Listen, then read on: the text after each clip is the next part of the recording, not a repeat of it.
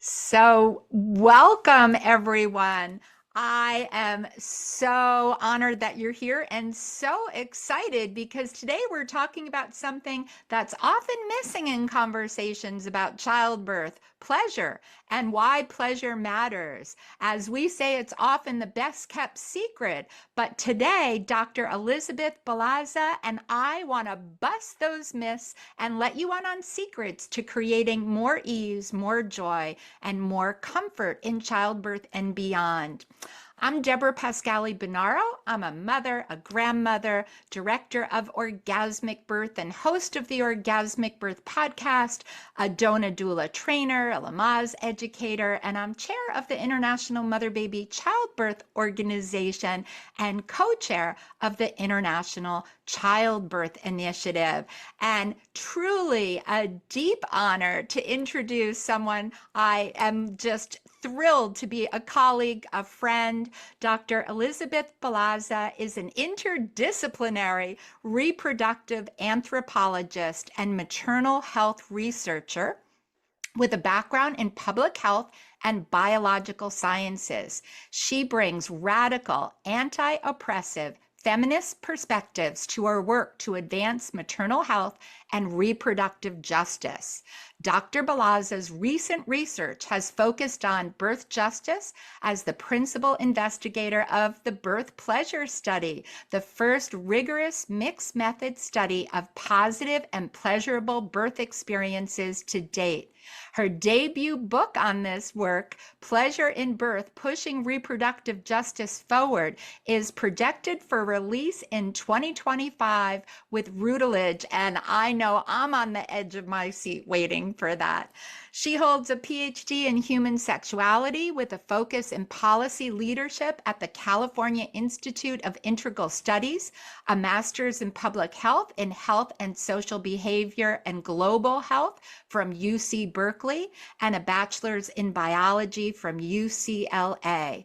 She is the founder and lead of Serata, a new research consulting firm focused on transforming maternal, sexual, and reproductive health through research, rigor, and praxis. Elisabeth is the mother of two young daughters, the first born in hospital, the second at home, and a survivor of obstetric violence, an avid ally to midwives, birth workers, and co-dreamers with magic makers of all kinds based in Oakland, California. Welcome, Elisabeth. It is such a joy, pleasure, and honor to have you here with us today. I absolutely love whenever we get to do anything together. So this is fabulous. I'm so happy to be here and so excited to discuss this important work and so grateful for the leadership and the pioneering energy that you've brought to this conversation for decades. So just really, really grateful for the path that you've laid out and that I've joined in on. I've emerged with you and your passion and your vision for really making childbirth a gorgeous, beautiful moment in life for more people, which would be a radical departure from where it is for so many people, unfortunately. So I love having you as a colleague and a compatriot. So thanks for Oh, having me today. thank you. It's mutual. So I'm going to start off with just kind of framing us and talking a little bit about pleasure. And thank you for honoring it is decades, right? And we still have so much more to do. So I'm so grateful for all of you that are here with us and those that are listening later. I want to just invite you to create safe space for yourself wherever you are listening. It is important. These are topics that maybe if there are little ones around or other people, if you're in a cafe, you might want to put earbuds in, take care of your body, because talking about pleasure can feel really hard sometimes in a world where many of us have been shamed, silenced, or have taboos about pleasure. Some people have trauma or healing to do before they can acknowledge we each deserve pleasure. So take that pause to just really take a deep breath in, maybe through your nose.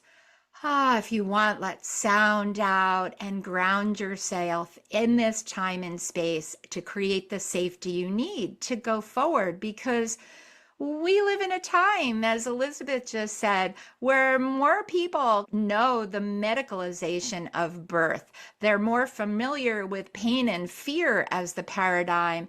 So thinking about pleasure can really give us pause. And I do always want to say that we have learned a lot from medical care and knowledge. It can benefit many people and babies, but we're in a time where the overuse of valuable interventions often causes harm, both physical and emotional. We're seeing too many people that are having challenging, difficult, and sadly traumatic births. So we need to really think about upfront, do we want to keep in our mind that we give birth in a culture of risk and fear? Or are you ready to flip that paradigm and talk about birth as powerful, pleasurable, and a joy filled passage to parenthood?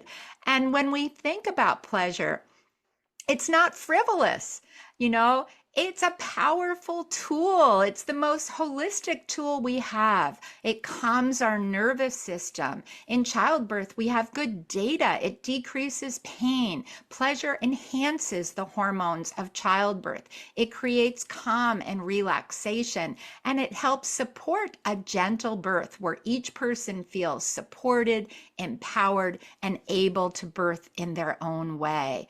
So I really ask you, and as you're listening, you might want to, on a paper, if you like me, I love the old fashioned write it down, but on your device or whatever, to just kind of answer some questions about pleasure. So, what does pleasure mean to you is kind of my first thing, because we all can describe that differently. And so, whether it's now or you come back to that question, I really invite you to say, what does pleasure mean to you? And those that are here live, if you want to be dropping that in the chat, I would love your answers to that. And when we think about pleasure, I like to ask people if you have a pleasure practice. And I don't just mean around birth, I mean in life. I think pleasure is life changing, and then that becomes birth changing.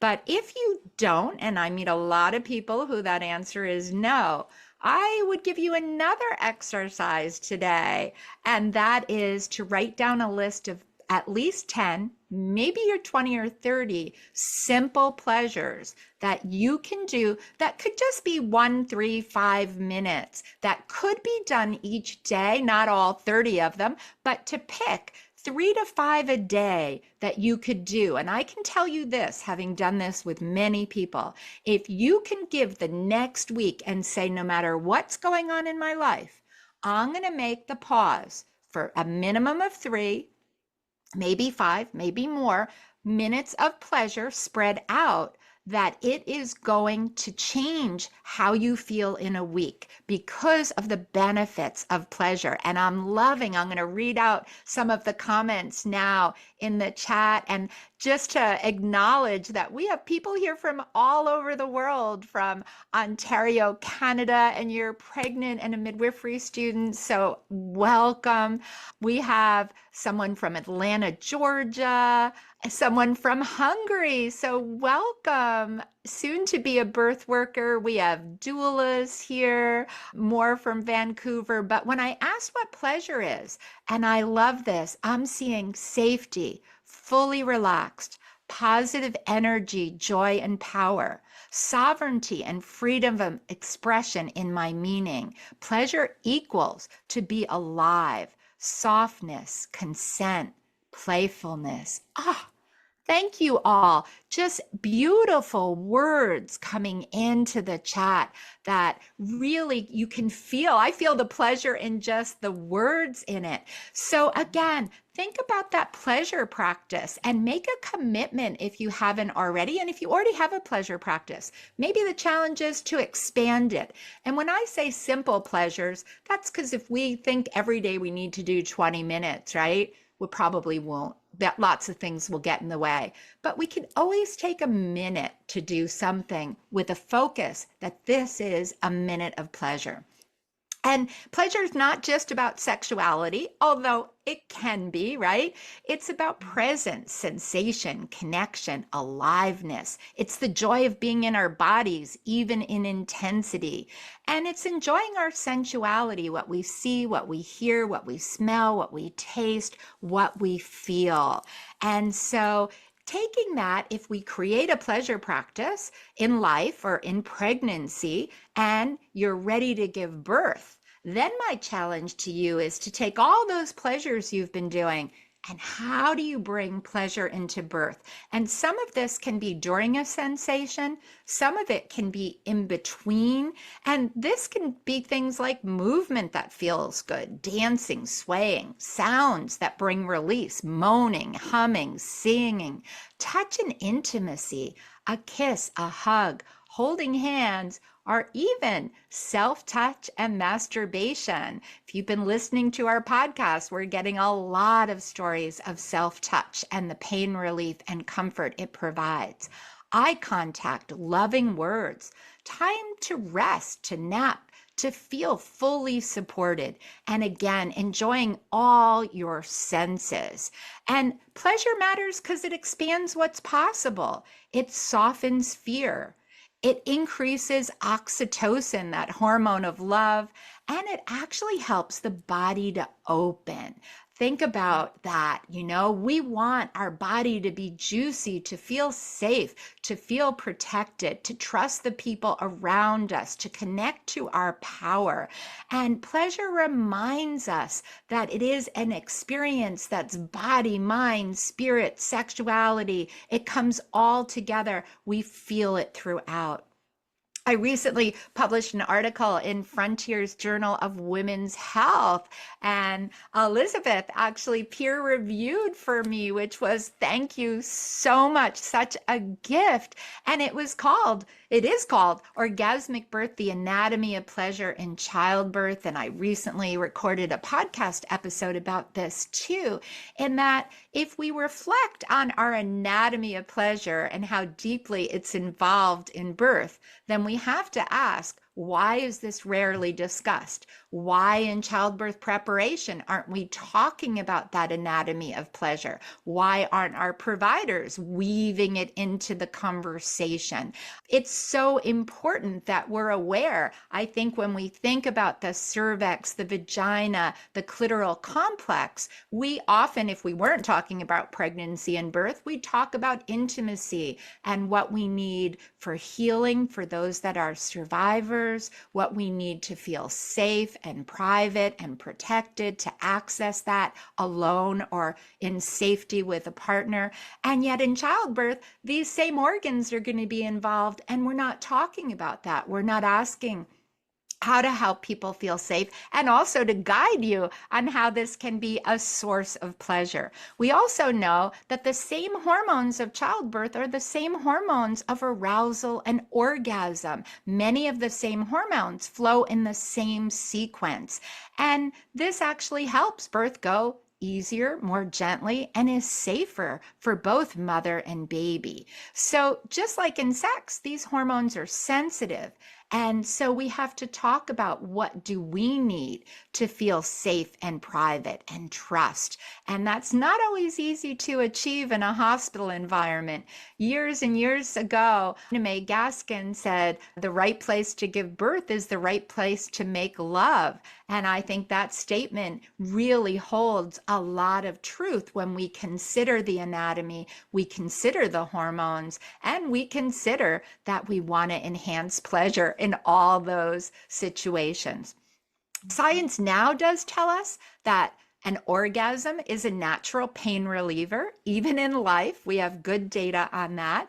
And we now know that in childbirth, people that are experiencing pleasure often report less pain. It's not, and I want to be clear, there are people that have pain-free births, but that's not the overall message. We know that pain and pleasure can travel on the similar pathway, and some people have a very challenging, intense labor, may even call parts of it pain, but yet at another space experience this moment of ecstasy and pleasure. And we call this all orgasmic birth. So I don't want people to go out there and feel they need to have an orgasm in labor. Researchers now call that a birthgasm, and we don't want that to be a performance standard. We want to just acknowledge those that are blessed to have that. We should definitely be talking about. But again, how you experience joy, love, connection, strength, and power. Write your own definition. For me, all of that is orgasmic. So I want you to just take a moment and reflect on what we've just said. And what would it mean to imagine birth as not only something to endure, but something that could include joy, intimacy, and delight? What might pleasure in all its forms? How might it change the way we prepare for birth, support birth, and remember birth? And beyond labor, how can pleasure guide us in daily life as a compass for that freedom and authenticity? I hope you'll answer those questions when we get to Q&A. Love to hear if some of you have some words to share about that. But in closing, I want to read a quote that just always touches me. Claudia Adeo wrote me a whole blog all about her birth and kind of the liberation she felt in her labor. And this quote of hers just said it all to me. She said, "I had an experience of profound freedom during labor. I vocalized, grunted, screamed, sang, pooed, peed, threw myself, napped, kissed on the mouth. I did what I wanted without worrying about what they were looking at. Everything I did was different from what I usually do. I connected myself with the wild woman that I am. She broke out and she broke free." And that's why pleasure matters. Her whole story, I hope you'll read it later, was about having an orgasmic birth defined by her terms, by her pleasure, because we know that pleasure matters. It opens us to freedom, power, and the wild person within. So, with that, I would love to pass to you, Elisabeth, because your research has just shaped so many of my thoughts as I continue expand with pleasure. And I know that you're continuing even more new things from since we talked last. Yeah, so thank you so much, and such beautiful framing. Just thank you so much for all of that. I'll start by introducing like how I got interested in this topic. Okay, so I was in the midst of a PhD program in human sexuality and pregnant, having my first baby. And I was in many ways quite disturbed to find nearly zero mention of the female body or the reproductive process or childbirth, pregnancy, postpartum, any of that covered at all in my doctoral coursework, any of the readings that we were assigned. It was as if the slash between OB and GYN, like sex belonged on the other side of that slash and pleasure belonged on the other side of that slash. And I was trapped over here in like OB land where all of the conversations and all of the knowledge and all of the narratives were entirely focused on pain and suffering, disease and controlling disease, and like logistical details, right? Just so much logistical like work to do all the time to manage all the testing, all the appointments, all the vitamins, all of this, all of that. I was like not enjoying it, like not enjoying that energy and not enjoying the blindness to all this like juicy lusciousness I was actually experiencing right within. I felt like everyone on the outside was viewing me as like suffering and struggling, maybe because my belly was big or I was waddling around. And the way I actually felt invisible to the world that was like just I was having an amazing experience of pregnancy, and I'm really lucky, right? I mean, of course there's the discomforts and like the weird aversions and the, like your skeletons dealing and the body's adapting. So there was discomfort for sure, but overall there was just a kind of hum of yum underneath all of it. It was just like this low level hum. And the day finally came to have my first baby, and we were planning for a home birth. And we labored at home for a long time and ended up transferring to the hospital because my blood pressure went up. So I'm definitely someone who's here to advocate for wise and prudent choices throughout the birth experience, that we don't need to approach decisions about setting or care paradigm in this like really rigid binary. We can flow with what emerges and make the best decisions in the moment. And so for us, that made sense to go to the hospital. So when it was time to start pushing, like my whole entire world cracked open. I felt so profoundly transformed. Like it was as if like I had been buried under the earth and someone had like pulled me up into the sunlight. Like I suddenly was able to perceive and feel like whole realms of sensation and just emotion that I've never experienced in my life. And being the anthropologist person I am, there's a part of my brain that's like, what is going on here? What is this? This is bananas. Like, I need to understand what this is. And so I left my first birth experience, one, just like shaken to the core that so many of my expectations had been flipped, and that I had been shown this incredible window into an aspect of human experience, and I was not going to let that go unmarked in my journey. And so I pivoted all my academic research to studying positive and pleasurable experiences of childbirth.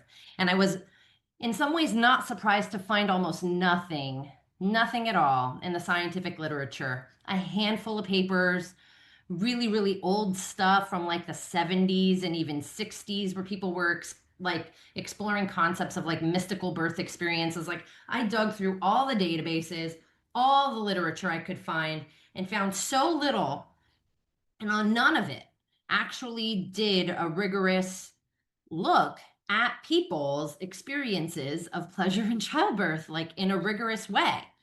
So I proposed to my committee, hey, I want to study this. I want to do a mixed methods research design where I'm going to start with interviews with people who've experienced this. Partly just my own curiosity. Am I the only person who's experienced this? Like, what was it? And what is it for other people? What aspects of it did I not even touch on that other people did? So I interviewed a whole bunch of people from a whole bunch of walks of life: Black, Brown, Indigenous, Native American, like everybody. Well, Native American came later. They're not included in the original study. But all that to say, there were definitely some powerful threads. And I had those interview participants collaborate with me on the research design. So this was a participatory process. So they got to share their perspectives on the other aspects of the research going forward. They weren't just like rats in a lab. They were co-creators of this research with me, which is a big part of my commitment to research justice. So together, we collaborated on a survey design, and I put out the survey to the world. Said, hey, if you've experienced this, yes or no, did you experience pleasure in birth? And then people answered questions based on whether they said yes or no. So I did the very first quantitative research study on experiences of pleasure in childbirth. And we asked all kinds of questions. I mean, everything. And we broke down pleasure by several main components, right? Which I end up calling in my work the typology of pleasure. So there's emotional pleasure, which is sort of self-explanatory, right? Positive emotional states. Mental pleasure, which I define in my work as distinct from emotional pleasure because it has more to do with cognition and understanding and certainty and assessment, and less about like the feeling tone, more about like the concrete mental sort of framework, right? Feeling confident, feeling clear, feeling like you understand what's happening. These I put more in the world of mental pleasure as compared to emotional pleasure, which is like happiness and love, etc., right? Kind of self-explanatory.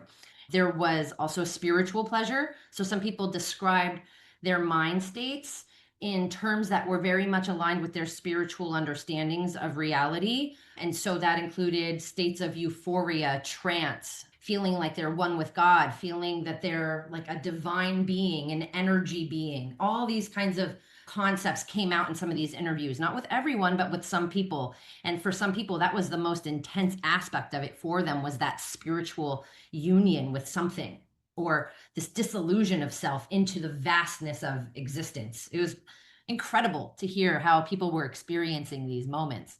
And then I distinguish physical pleasure, which is just positive experiential sensation in the body that may or may not be related to the reproductive organs like the clitoris or vagina, and sexual pleasure, which would include for the participant, because I based all of this on what participants said. I could have mapped my own thoughts on everybody and imposed that on everyone, but in terms of being respectful and responsible for the wisdom of each research participant, I wanted to center their views and their experiences first, and then corroborate it with my own perspectives. So a lot of participants really struggled with discerning for themselves whether or not the pleasure they felt, even though it may have been genital or related to their, what normally would be considered their sexual body, separate from sexual pleasure, because what was missing potentially was this like emotional state of desire or lustfulness or horniness, etc. And the pleasure was in some ways very contextually different, but still very intense. Okay. So these are some of the things that came out in the research. I'll just share the biggest finding from the survey was that participants were basically twice as likely to report a pleasurable experience of childbirth if they did not give birth in a hospital, which raises big questions about why is it so hard to feel good doing this in the hospital. And that's exactly what Debra was just elaborating on, is how fragile the sphere around the birthing person is depending on the context. And we can build out layers of protection for that sphere, right, of experience, the head space, as I call it, the body space, to feel protected, right, and private enough and safe enough inside a zone that feels like completely within the sovereignty of the birthing person. And I know we have a ton of birth workers and doulas here, and I'm probably just preaching to the choir. But for anybody who doesn't know how critical that is, that's literally what doulas are doing, is the sacred guardians of protecting that sphere. That's how I articulate it to people who've never heard of what a doula is. I'm like, this is what doulas do. They do this incredible sacred work of protecting the sphere around the birthing person and keeping it as delicious for them as possible, as safe and loving and all of that. I would love to just share a little reading from my book. Is that okay? That would So, be wonderful because I oh, am so waiting for your book. I'm so excited for it to come out. I mean, this is now almost a decade in the making. I've spent like 7 years in the research process, deeply studying all of this. And now, oh, the editing and all the things are finally moving to the other side. And I submitted my manuscript and I just picked out a cover design. So it's real. It's like really coming. So I'm really, really excited. And this is a very academic book. This is a kind of book that's probably going to be offered in courses that are teaching on reproductive justice at universities, cultural studies, women's studies, gender studies courses, public health courses that are focused on women's health. It's at this intersection of reproductive health and cultural and medical anthropology. It's kind of where I live. And that's where this book is. All right. It's with Routledge. They publish textbooks and stuff. So I don't expect this to like be on bookshelves at Barnes and Noble. It's going to be in libraries. But I will be developing another book that's very written for the public and for everyday people to be very, very accessible and take some of that high theory down into a earthy grassroots kind of language that anybody can feel comfortable navigating. So anyway, that's the vision. So stay tuned. But I wanted to share for the very first time ever anywhere some of my book with you. Okay. So this is from my introduction of my book, and I'll just start reading. It's my first book reading, you guys. I'm so excited. Thank you so much for letting me do this. I love it. So thank Okay. you. We're honored. Yeah, so fun. Okay. Marian's waters suddenly broke 2 months before her due date. She'd been healthy, a 21-year-old heterosexual white woman in her first pregnancy with no major complications. Marian was urgently transported to the nearest hospital facility with a NICU, neonatal intensive care unit. The closest such facility was over an hour's drive from her Midwestern rural home in the United States. Her partner was unable to go with her because of his work responsibilities. Alone, Marian was kept confined to bed rest for 9 grueling days in this hospital. During this time, her care team checked her cervical dilation manually several times with no discussion of the associated risks. She then developed a serious uterine infection and underwent an emergency cesarean under general anesthesia, which means she was completely out cold. Marian awoke over an hour after this procedure and was then informed that a baby girl had been delivered and then transferred to the NICU. Both were hospitalized in intensive care for their serious infections. Marian described through her tears the aftermath of alienation that she felt from her own baby and also herself. I quote, I just cried and cried and cried for months. I didn't feel like I'd become a mother. I just felt like a scared child who was babysitting this little baby. End quote. In many ways, this is the expected content and cadence of a birth story in the United States. The harrowing and the traumatic are standard features of contemporary childbirths. What is perhaps unexpected is how Marian described her second birth 3 years later in 2018. In her words, I quote, I just kept thinking this whole time, this is so great. I can't believe I get to do this time. I can't believe I get to be in this time. And I'm not missing any of it. And I'm not, hearing about it later. I'm experiencing every second and it's so great. Wow, right? VBAC, or vaginal birth after cesarean, is not embraced by many practicing obstetricians in spite of the ample scientific evidence of comparable safety for both the birthing person and for the neonate or baby. Barring certain risk factors, VBACs have been proven to be as safe as vaginal births and promise significant benefits. Okay, and I quote the California Maternal Quality Care Collaborative on that data. Okay. Finding obstetricians who are willing to care for and to support a VBAC in hospital can be difficult for many birthing people who are seeking to avoid repeat cesareans and their associated risks. Only about half succeed in doing so. But Marian had not been deterred. This time she'd prepared for her second birth with consistent, high quality, and personalized midwifery care. With this care, she successfully navigated the avoidable risks. For example, upon a thorough review of her medical records, her midwife had found that Marian had tested positive for Group B streptococcus, which is a common and pretty normal floral presence for a lot of pregnant and birthing people. Anyway, I resume. No one had informed or counseled Marian about this GBS infection. It is common, a harmless member of the gastrointestinal and genital microbiomes that can come and go. Unfortunately, GBS, or group beta strep, poses risks during pregnancy. For example, GBS increases the likelihoods of perinatal complications, including preterm labor, rupture of membranes, which is what had landed Marian in the hospital in the first place.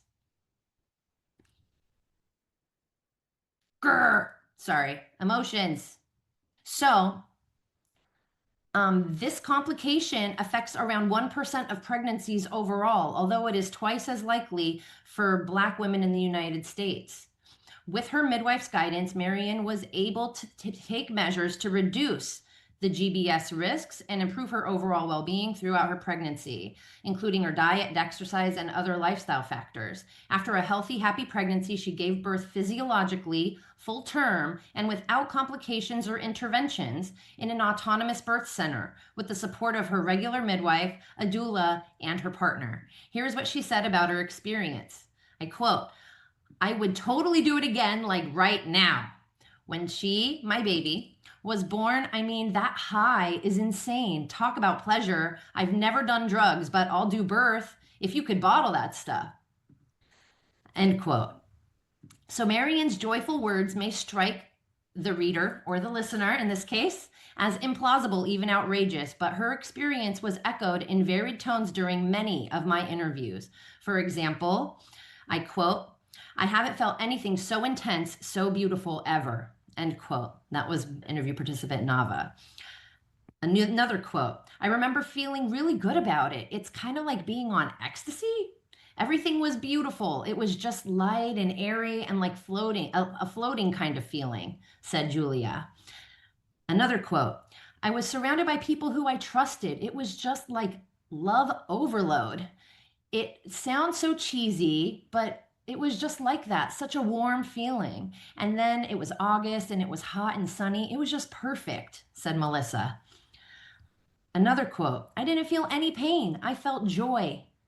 I was really happy. In my soul, in my cells, in my heart, I just felt so peaceful. It was a beautiful morning," said Chandra. And next quote, "I could really see how pleasure opened me, you know?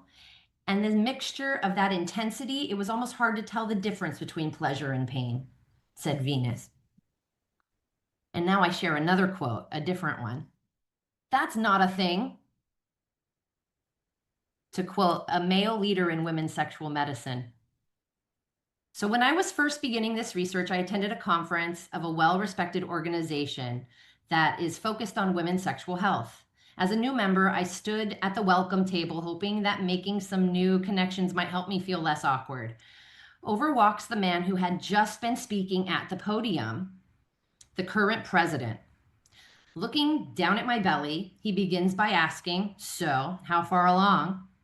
After the prerequisite pregnancy related pleasantries, he then asks, "So, what do you do?"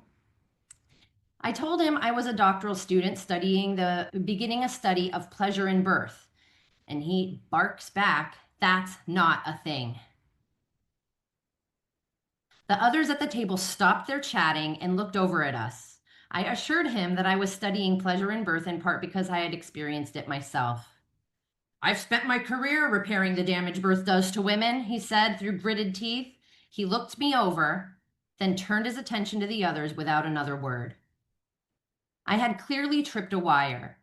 Then and there, I doubled down on my commitment to see this research through. The result is this book, a culmination of over 8 years of study, analysis, and lived experiences of myself and many others. Thank you for letting me share that. Thank you so much. Oh my, and look at the comment, the love and everything in the chat too. But thank you, Elizabeth. That is just, I can't wait to read the whole rest of the book and the one that's going to come after it.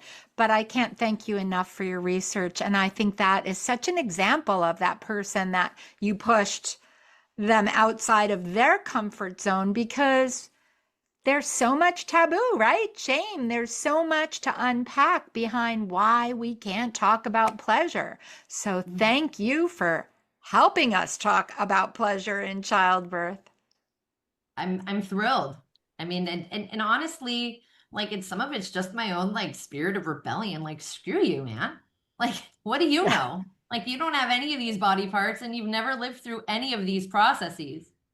right. And while you have all this experience with treating certain kinds of patients, you're also inside a system that's producing those outcomes, right?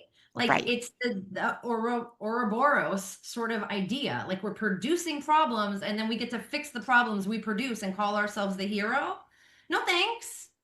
No thanks. Let's like get that tail out of the mouth of the snake, right? And like actually look at what's going on, unwind this like trap that we've been trapped in for so long that makes birth miserable by default. And then you're like a lucky one if you get through unscathed. I'm ready, and if all of you are too, I know we are. We're here doing this right now. Yes. Completely pivot this into a Yes. new future because I'm standing for the end of obstetric violence. I'm standing for the Yes. end of maternal suffering in the creation of life, in the bringing forth of new humans. Like I'm not sold on any idea that this is supposed to be miserable and awful.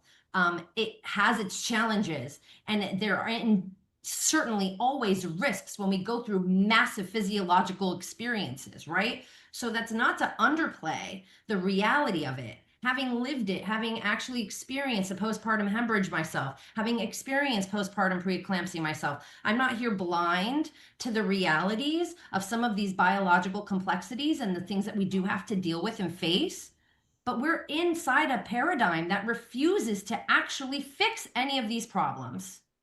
And I think we're onto something here. If we can actually transform our approach entirely, and that would mean stripping down all of the pre-existing narratives we've been fed since birth about this stuff and try to come to it fresh and new and with curiosity and playfulness. Like such a great word for what birth can be like.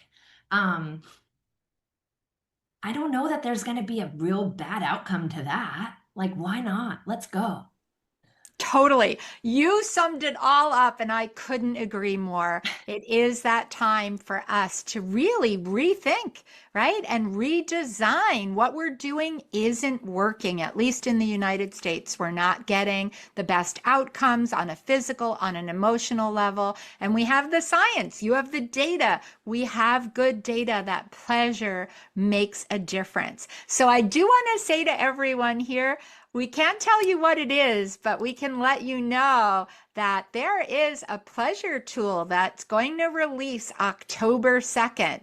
I hope you're going to follow us for more information and join us in riding this wave of transformation with pleasure. So I want to thank you so much, Elisabeth, for joining us today. Thank you to everyone here.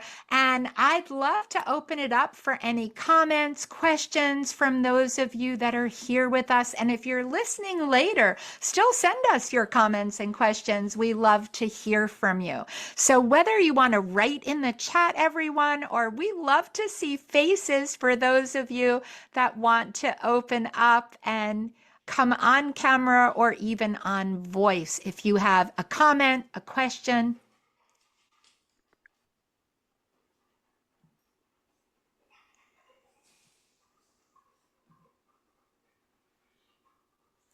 feel free, anyone. I I'm see a reading. question here in the chat. Oh no, I'm not sure how to pronounce this gorgeous first name. Do you know? It looks like Gaelic, like an Irish type name. Yeah, I don't. Help. Aoife. How pretty. That's such a Ah, beautiful name. Aoife Freya. Is that the right way to say it? Yes. Us. Awesome. Okay. Aoife Freya asks, how do you release fear hold on, from past births so your next birth goes well? What do you think about that, Deb? I think even just saying that is a big part, right? Acknowledgement is huge. But I would also say to really talk about whether it's with your team that was there so that you're processing the birth, what happened. I always really encourage, and most providers should be really open to saying, I'd really like to process this and schedule some extra time so that you can hear their insights versus your feelings. And they need to hear your feelings too. I think I meet with a lot of providers that when I say, people have had challenging situations, they're always like, well, no one told me. And, a lot of times one, don't have the time, you're parenting a baby, but also we feel, restricted to share that. So that's always one. But if you can't go back to the people that initially were there in your birth to process, finding someone else to really listen, write down what those fears were. What would you like to go different? And then I turn it back to you on what is your toolkit for releasing fear? Is there another time in your life that you've had an experience that might have brought up fear? And what were some of your coping techniques? So it does take time for me to you have to unpack what happened, right? Get to the bottom of what's creating that fear and then getting toolkits. And in labor and especially the next birth, fear is going to come up.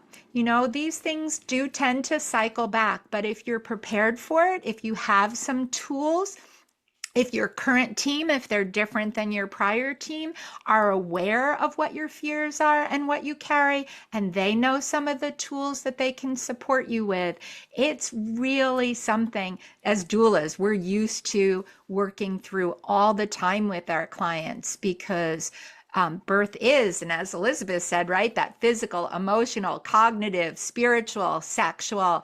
And so emotions come for us. And it's so important that we have a toolkit how to address them. And even if we can't solve them, find the place to release them to fully open to birth. So I really give you a lot of credit. I think you're major to even know that you have that fear and you're looking to release it. And Elisabeth, anything that you would add? Yeah, that's a beautiful response. I think, you know, I definitely, so I experienced obstetric violence in my first birth at the hospital. Okay. Um, and I had to do real healing work to release that experience from my nervous system.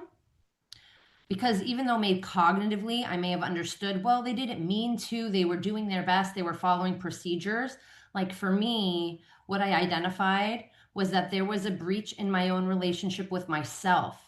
Like I had resentment toward myself for failing to stick up for myself, for failing to see things the way they were unfolding and being able to speak up, for just putting myself in a situation that I ended up not loving. And then, yeah, like, so there was other kind of emotional tangles underneath the fear that may have been there, like to envision doing this again. I'm like, oh my God, I can't even think. Like, I can't even make a plan because how do I know I can make my own plan, right? So I spent tons of time on my yoga mat. I spent tons of time speaking with other birth workers and midwives to understand what had happened. And when it came time for me to move forward on my next birth, where my second baby, I took a very different relationship to the planning process.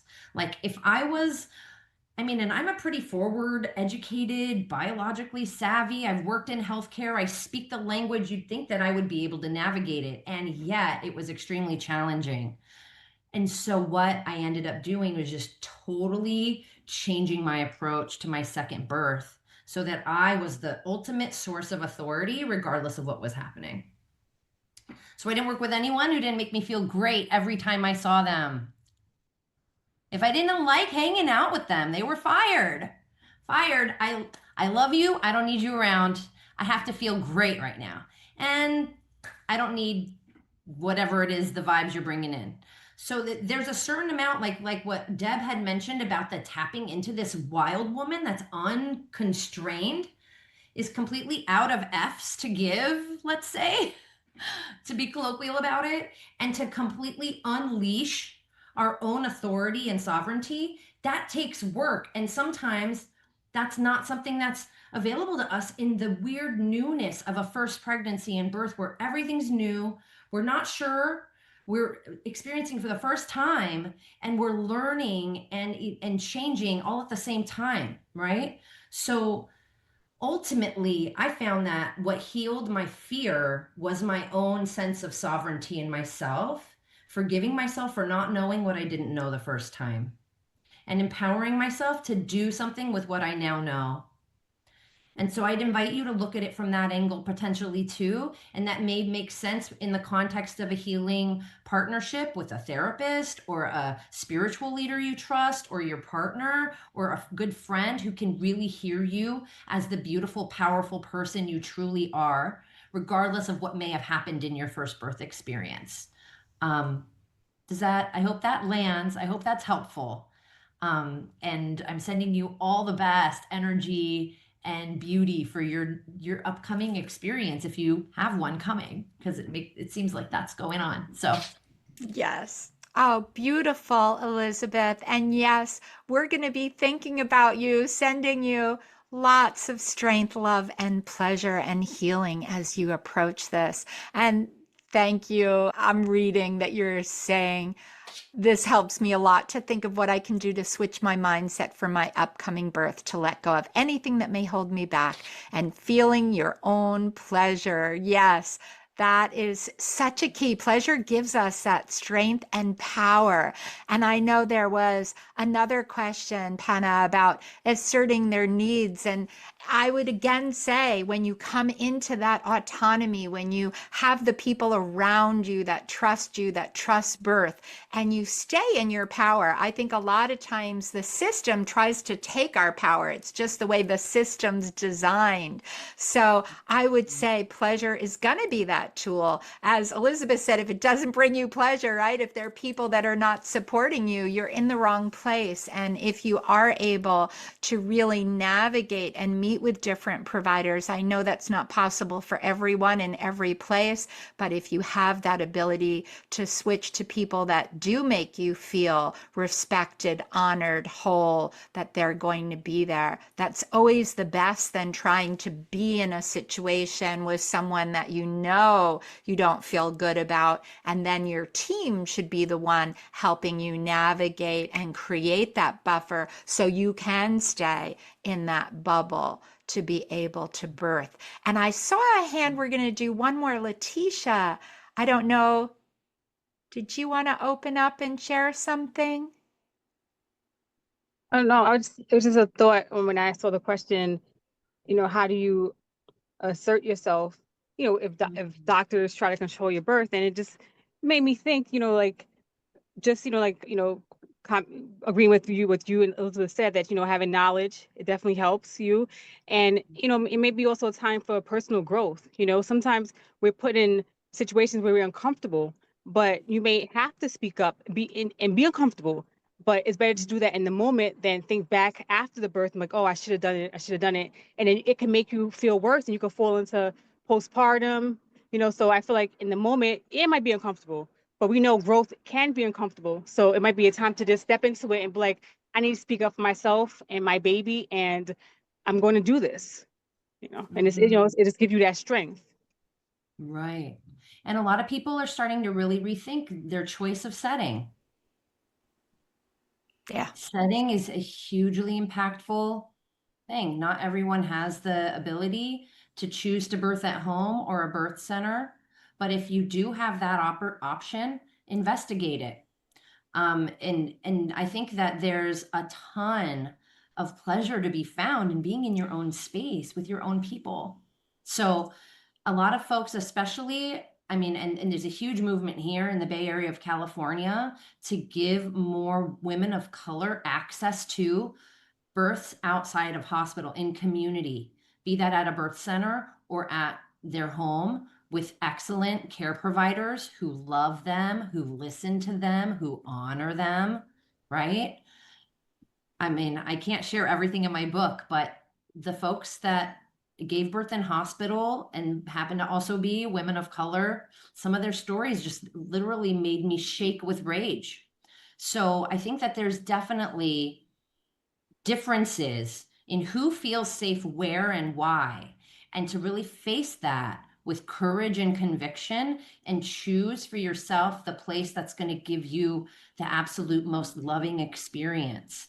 And for some people, that is going to be the hospital. For some people, the hospital is going to be necessary because they have health complications going on or there's other issues. But a lot of us are just actually fear mongered into choosing the hospital by default. And that's something I want to expand our thinking around. We've only really been giving birth in hospitals for like 150 years of human history in mass, like where most of us give birth in hospitals. This is a new invention in human history, this hospitalized birth thing. Okay. So while there may be this kind of understanding, like this is how it's always been, this is what it always is, this is what birth has always been for humankind, let's like remember our ancestors. Let's remember the old ways of wisdom. And when we're tapping into our bodies are not always up to date on the modern tech, yo. You know? So we have a lot to offer ourselves in terms of our own, again, that like personal growth journey, and looking at where am I willing to be responsible here? And what am I willing to learn and do to make sure that this is really my birth? No one can do this for you, and no one can save you from it, right? Like we're Right. choosing this adventure ideally. If we're at choice with our pregnancy and our childbirth, we can be at choice with everything else about it, including, right, how we're treated, who's there, what they're up to, what they get to do, what they don't get to do. It's your body, right?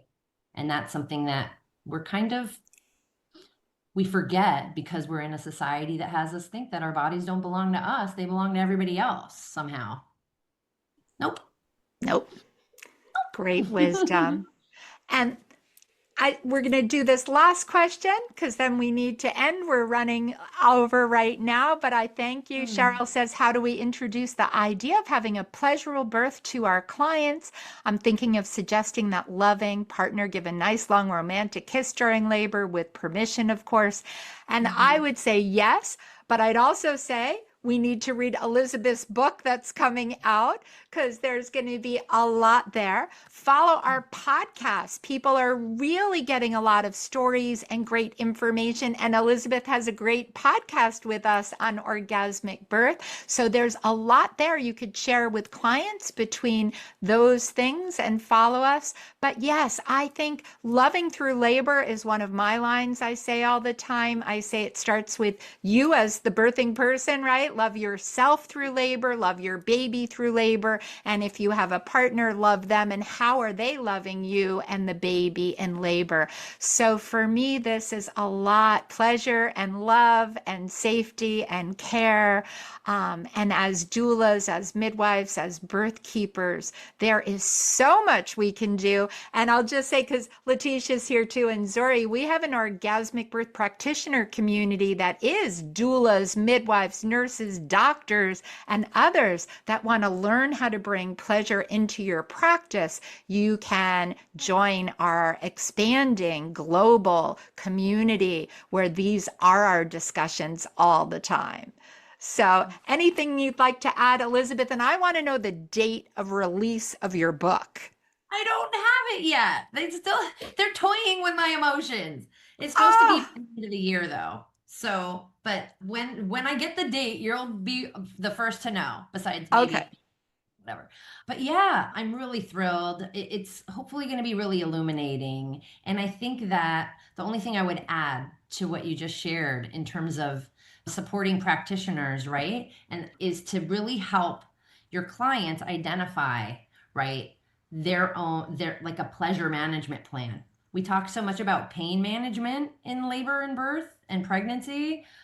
Like, let's actually take ownership and leadership over pleasure as an important aspect of our well-being, right? So if you like the guidance that Debra offered as far as creating your list of different pleasures you're going to enjoy, like you can actually strategize and apply that to your pregnancy experiences, the support that you offer pregnant people. The more we practice this stuff, the easier it becomes. So it can be great to practice having those advocacy conversations, those self reclaiming of power conversations, right? And so that it becomes familiar and it's available to you, and you have the language that can really help, especially in moments of high emotion.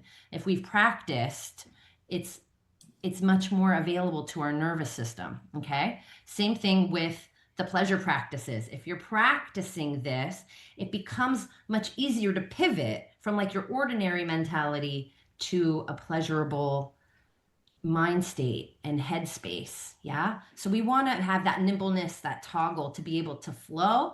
And anytime we need to redirect ourselves into a pleasurable state, we've earned that muscle. We've built the muscle to switch over and groove in that new nervous system setting, which isn't necessarily second nature until you start to practice. So that's all I'd say. Practice feeling good. Let's go. And say yes to everything that shows up, because you're ultimately the one in the driver's seat. And I got a question here from Michelle saying, do I participate in conferences that look at stakeholders and co-creators in scientific research. Yeah, so like for example, in November, I'll be going to the American Anthropological Association conference in New Orleans and presenting on some of this work. And I'm part of the Council for Reproductive Anthropology, and we do a ton of sort of meetings and work around developing research that partners with and serves folks as opposed to studies and, I don't know, like profits from folks' knowledge. So very much interested in participatory and in, you know, radically inclusive approaches to knowledge production in community. And so there's tons of great work going on in that space, and I do participate the best I can. Yeah. Fantastic. Well, thank you again, Elisabeth, for being here, for all that you're doing. Looking forward to that new book. Please follow us for a big announcement on a pleasure tool coming out October 2nd. It's the first of its kind. So we hope that we're going to create some really good vibrations around the world. And I want to just thank you all for being here. We hope that you'll give us comments, feedback. We love to hear from you. So follow us and stay in touch. And don't forget your pleasure practice. I'd love to hear from you after 7 days of doing 3 to 5 pleasures a day that are short, a couple longer ones. If you have time during the week, do you notice a difference in your body, in your pleasure? So thank you again, all. Thank you so much.